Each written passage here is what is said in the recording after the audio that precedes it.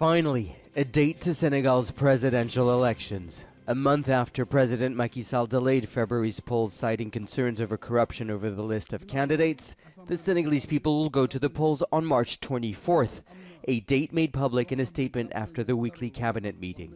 The Constitutional Council rejected Sall's suggested election date of June 2nd, saying he cannot overstay his time in power to organize the vote. His term ends on April 2nd. His decision to delay the polls sparked widespread protest and condemnation, including among his closest allies. Enough is enough. Senegal deserves better. What Macky Sall has done will affect his legacy and that of the country for future generations and our country's democracy. In an attempt to appease the crisis, members of parliament adopted an amnesty law. Between 2021 and 2023, Senegal witnessed several episodes of violent political unrest.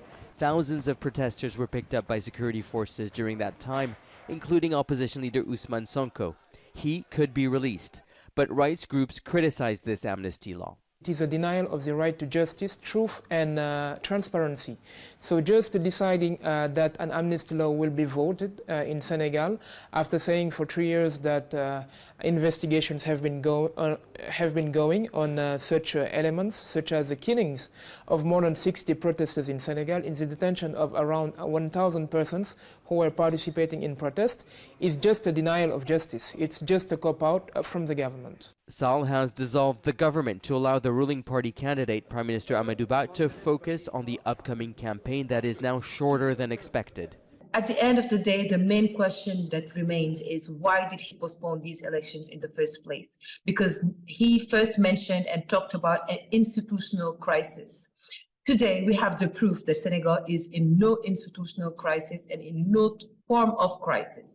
The Constitutional Council's decision to stand up to the president and reject his suggested election date is seen as a tribute to Senegalese democracy. And the new election date comes as a relief to many Senegalese who will finally have a say over their country's future. Nicolas, Haque, Al Jazeera, Dakar.